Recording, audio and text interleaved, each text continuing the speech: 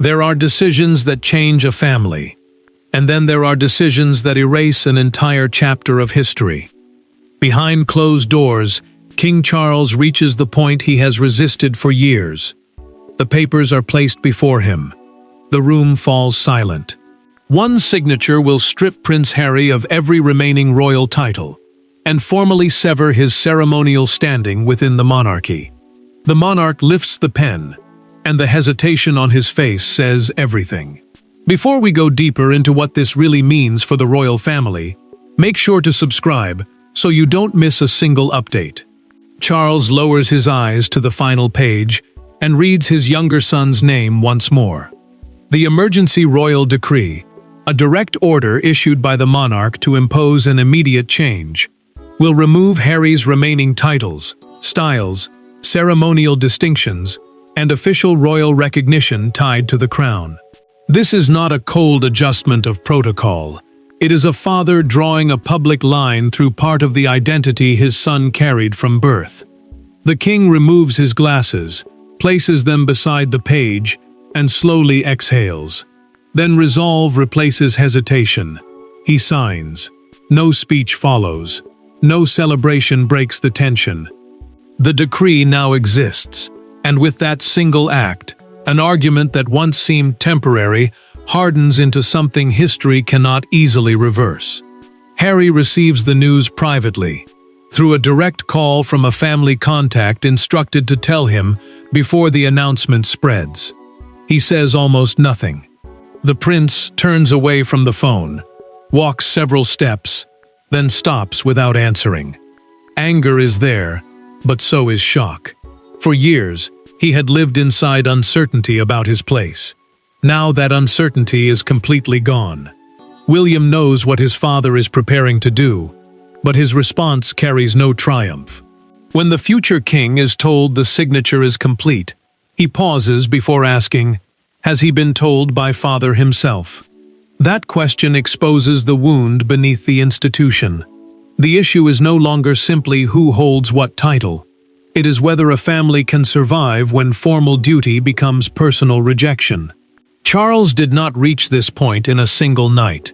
Shortly before signing, he ordered a sealed palace file reopened, containing private warnings, recorded exchanges, and documented disputes accumulated over time. Those papers reveal that the decree was the end of a chain, not the beginning. Before anyone can understand why the monarch finally crossed that line, attention shifts toward the people trapped between father and son. The decree may have carried Charles's signature, but its deepest consequences would be felt by the people whose lives had been tied to Harry long before the monarchy became a battlefield. The document is already signed, yet inside the family the real confrontation has only begun. Charles is not simply a monarch defending an institution. Harry is not simply a prince losing titles. And William is not merely an heir watching from a safe distance. These are three men bound by childhood, grief, resentment, duty, and memories none of them can completely escape. What happened on paper now becomes painfully personal. Charles remains seated long after the decree leaves his hands. The crown, the institution representing the monarch, and the official authority of the royal system, may demand clear limits, but the father beneath it feels a different weight. He knows exactly what has been removed from Harry, because those titles were tied to the identity his younger son carried from childhood. The decision may protect royal order, but it also places a permanent scar across their relationship. William enters the private room without ceremony and immediately senses the exhaustion in his father. The prince does not rush to defend the decision. He takes the chair opposite him and waits.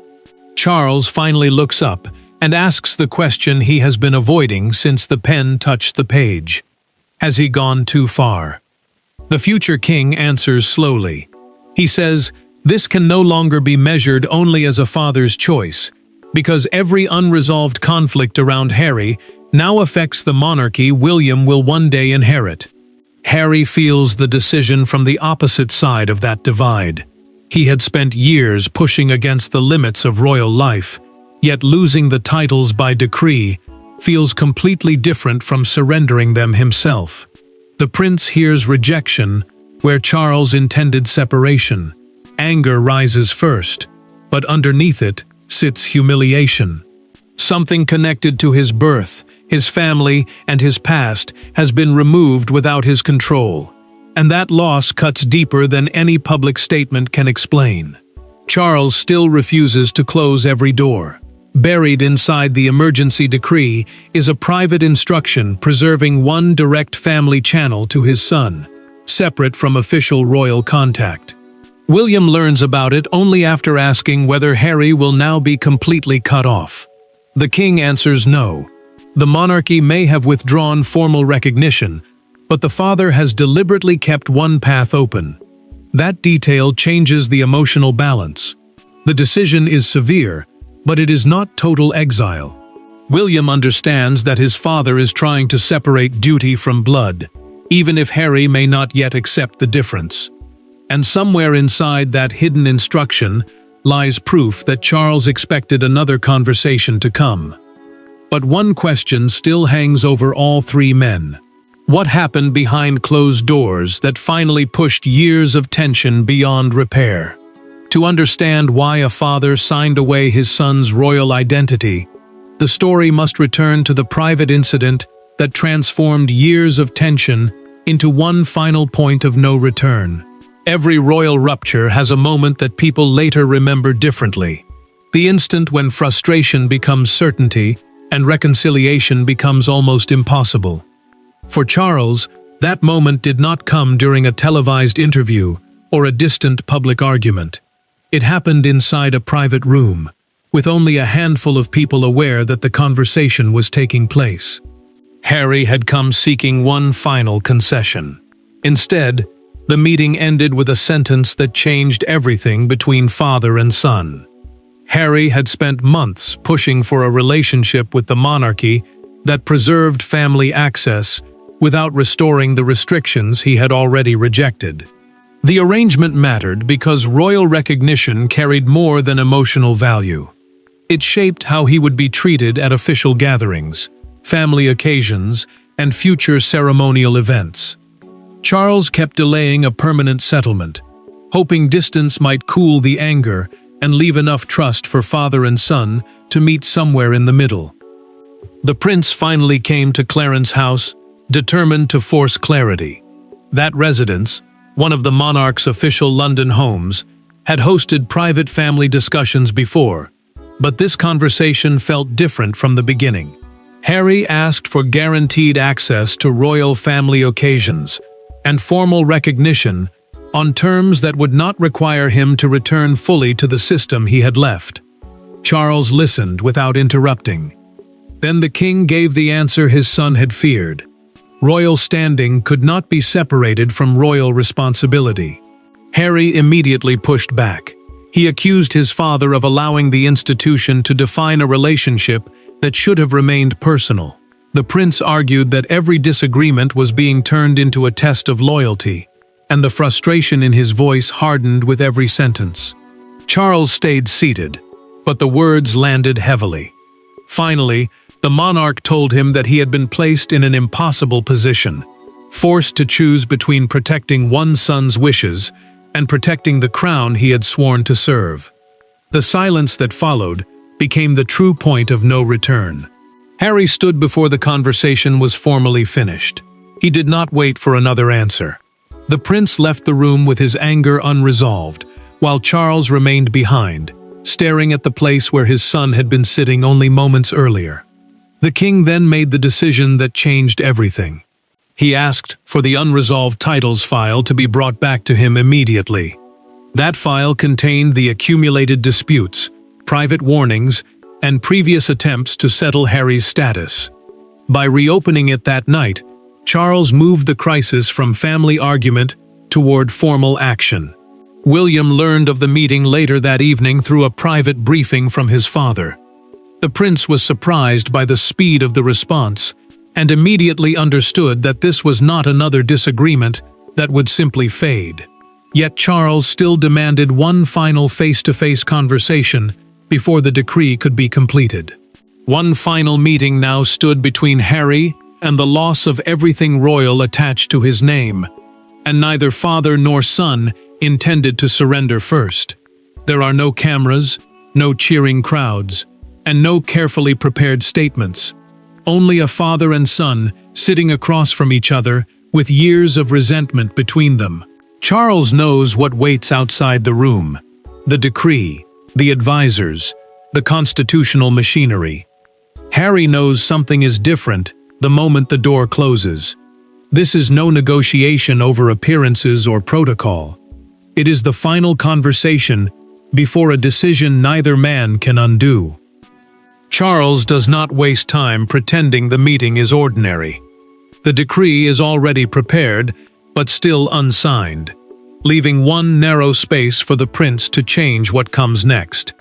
The constitutional machinery, the formal process through which royal decisions become official action, is ready to move the moment the king gives permission. Harry, however, arrives believing there is still room to negotiate his place around the royal household. The king tells him plainly that the contradiction cannot continue. Harry cannot keep the full weight of royal identity while rejecting the obligations attached to it. The prince fires back almost immediately. He says removing the titles would prove the family never truly wanted reconciliation, only obedience. Charles lets the accusation hang for several seconds, before answering that the monarchy cannot survive if personal exceptions become permanent rules. Harry then reaches for the one argument that cuts deeper than protocol. He reminds his father that before titles, duties, and public roles, they were simply family. The prince speaks about years that cannot be recovered and wounds that were never properly healed. Charles finally loses some of his composure. The monarch tells him that love does not erase responsibility, and responsibility does not disappear simply because carrying it hurts. The silence becomes heavier than the argument. Charles offers one final compromise. Harry can remain part of the family privately, speak to his father directly, and attend certain personal occasions without being treated as an official representative of the crown. The prince rejects the division. To him, separating family from royal identity feels like asking him to accept only half of who he was born to be. Harry rises before the meeting feels finished. Then he turns back with one final question. Did William push for this? Charles answers immediately. The future king may have opinions, but the decision belongs to the monarch alone. He will not place the burden on one son to justify what he is about to do to the other. The door closes behind Harry, and Charles remains still for only a moment. Then the king calls in the officials waiting nearby. The emotional battle is over. Now the machinery of monarchy begins moving, and one private family rupture is transformed into an official act of royal authority. The argument has ended, but the palace does not move on emotion alone. Every word now matters. Every title, privilege, ceremonial connection, and line of recognition must be addressed with precision. Charles has made the decision, yet transforming that decision into royal reality requires something colder than anger: procedure. Behind the institutional language, however, sits a deeply human truth. The man authorizing these changes is still Harry's father, and everyone in the room knows it. Charles begins reviewing the final wording almost immediately. The decree now reaches beyond symbolism, removing Harry's royal titles, formal styles, ceremonial roles, official precedents, and any remaining authority to represent the monarch.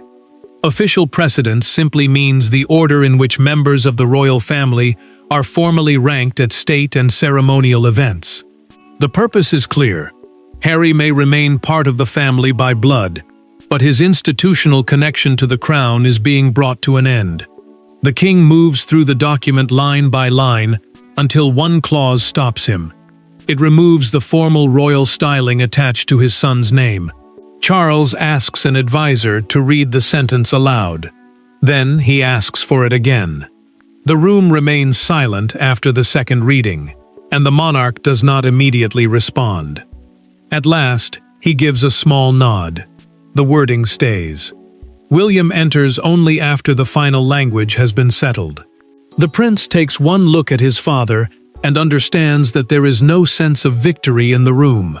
Charles appears drained rather than relieved. The future king does not congratulate him or defend the decision.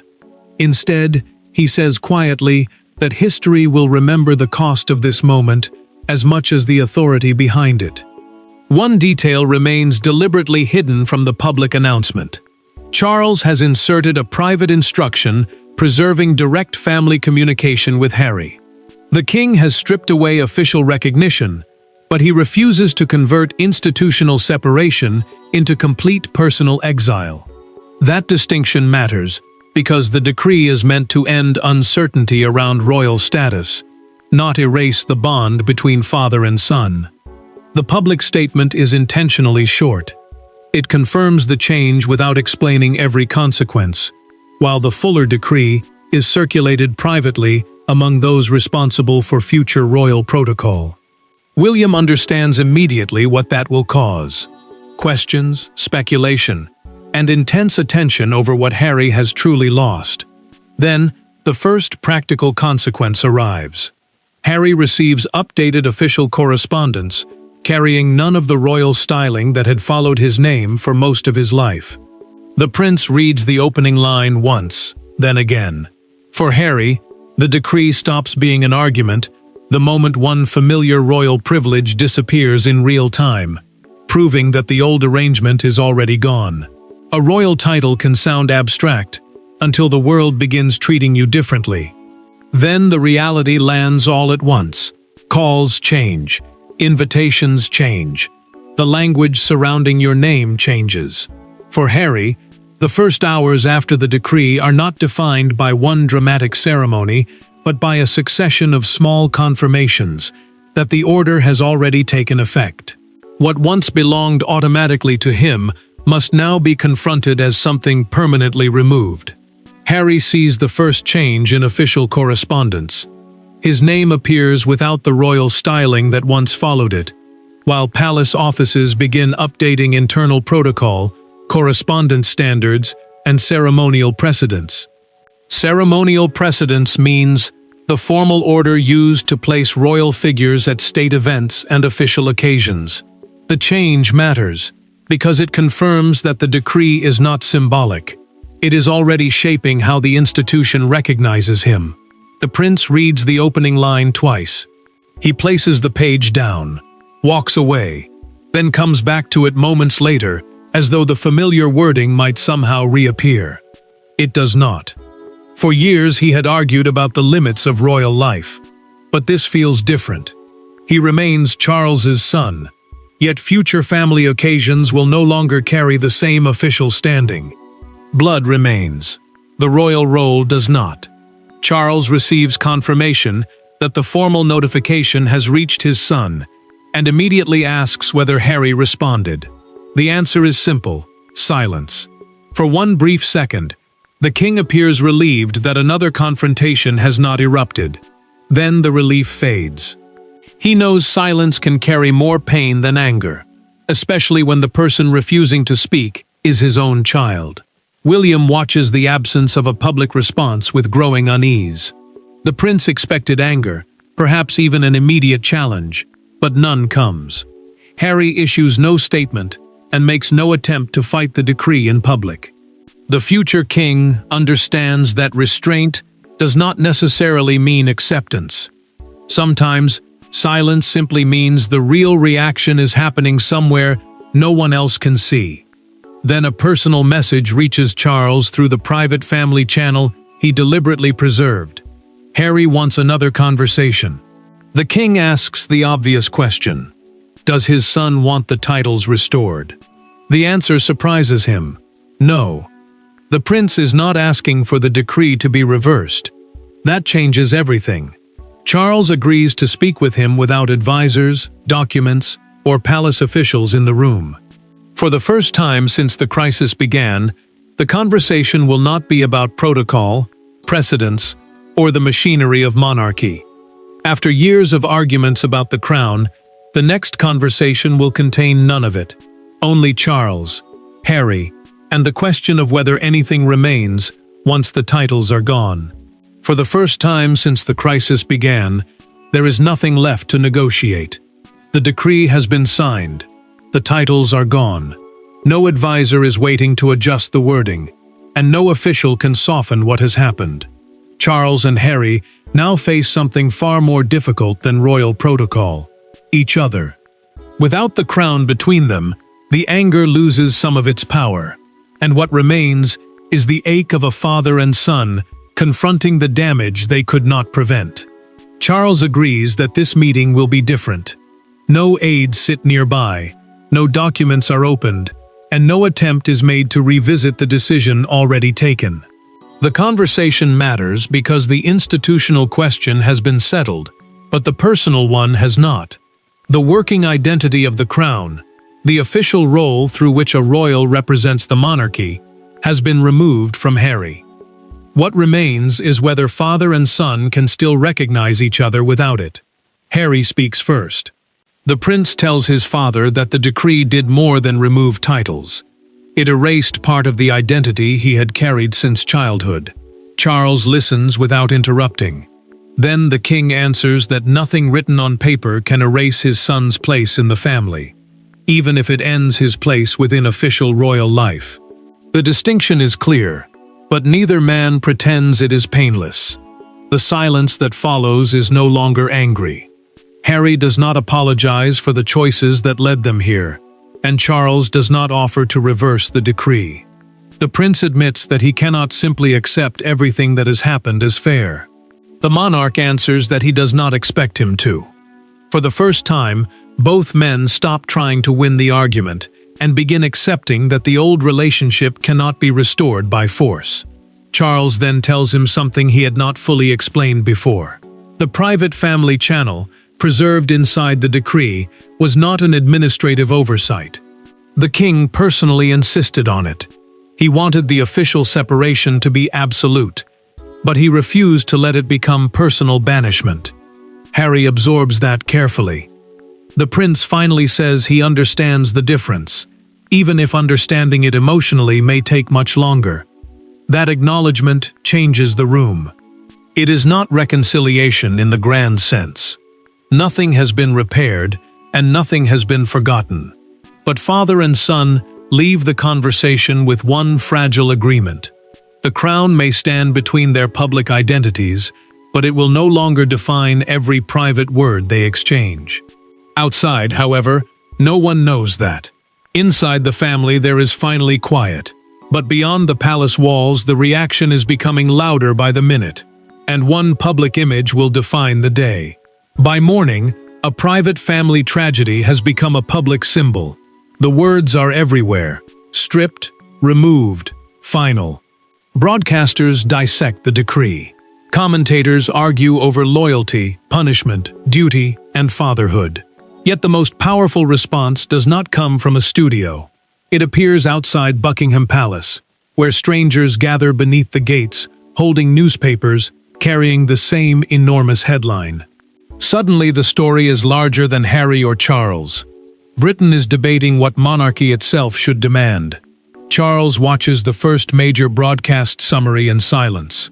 The presenter reduces the entire crisis to one brutal phrase: "A father has stripped his son of royal identity." The king does not interrupt or look away.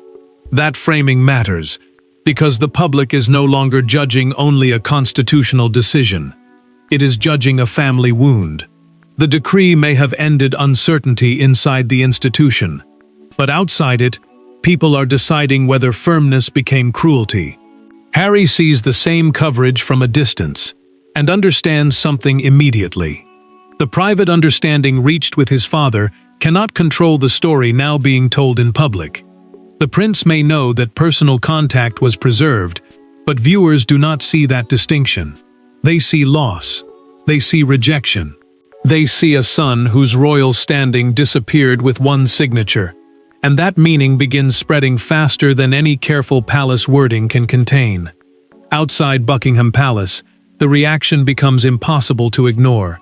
Cameras settle on a newspaper front page, carrying the words, "The Final Break," beneath side-by-side images of Charles and Harry. A small crowd gathers at the railings. Some defend the king, saying the monarchy needed a clear boundary. Others call the decision heartbreaking. The palace itself becomes a symbol of both authority and personal cost. William refuses to add fuel to the moment. The prince is urged to issue a stronger statement supporting his father, but he declines. Instead, the future king allows the restrained palace wording to stand. His silence sends its own message. Harry's loss will not be treated as a victory, even by those who believe the decree was necessary. Charles notices that restraint. The monarch understands what his elder son is protecting. Not Harry's titles, but the dignity of a family already exposed enough. And somewhere beyond the palace, the younger son watches the same public storm, knowing there is nothing left to reverse. The country keeps arguing, but the question has changed. The headlines can measure the shock, but they cannot deliver the verdict. That belongs to the family left standing, after the crown drew its hardest line. In the end, there is no victory procession. No one inside this family truly wins. Charles keeps the boundary he believed the monarchy required. Harry keeps his independence, but loses the royal identity that once connected him formally to the institution of his birth. William inherits a clearer future and a heavier understanding of what duty can demand. The emergency decree succeeds in ending the uncertainty, but its final meaning is not triumph. It is sacrifice, separation, and a painful definition of where family ends and monarchy begins. Charles returns to the desk, where the decision first became real. The decree has already achieved its purpose by separating Harry's formal royal standing from his private identity as a son. That distinction matters because official royal status is not simply a family label. It carries duties, expectations, and a public relationship with the crown. The king pauses beside the empty folder, but he does not reopen it. He closes the drawer instead. The decision will stand. Harry reaches his own conclusion more slowly. The prince does not treat what happened as reconciliation, but he no longer sees it only as defeat. The titles belong to the life into which he was born, while the future ahead of him belongs to the choices he has made beyond it. The loss still hurts, yet the uncertainty is finally gone. For the first time, he knows exactly where he stands. William understands the cost from another direction. The prince now sees a clearer model for the monarchy he may one day lead. Family membership can survive disagreement, but official royal standing cannot exist without responsibility. The future king also understands something darker. Protecting the crown does not protect the people inside it from pain. Duty can settle an institutional crisis and still leave scars that never completely disappear. Charles carries that truth most heavily. The monarch's harshest official action never became total personal rejection. By preserving a private family channel, he drew one boundary while refusing to destroy another. Harry may no longer hold the royal identity he once carried, but the relationship between father and son has not been erased by the decree. That becomes the final verdict. The crown survives by drawing a clear line. Harry moves forward without the titles that once defined his public place. William inherits a monarchy with fewer contradictions and a deeper warning about the price of duty. And Charles is left with the knowledge that protecting the institution required him to wound someone he still loves. There is nowhere else for the decision to go. The pen has been lifted, the titles are gone, and what remains is simply a father, a son, and a monarchy permanently changed by the moment Charles finally decided that enough was enough. Thanks for watching. Please don't forget to like and subscribe, and we will see you in next one.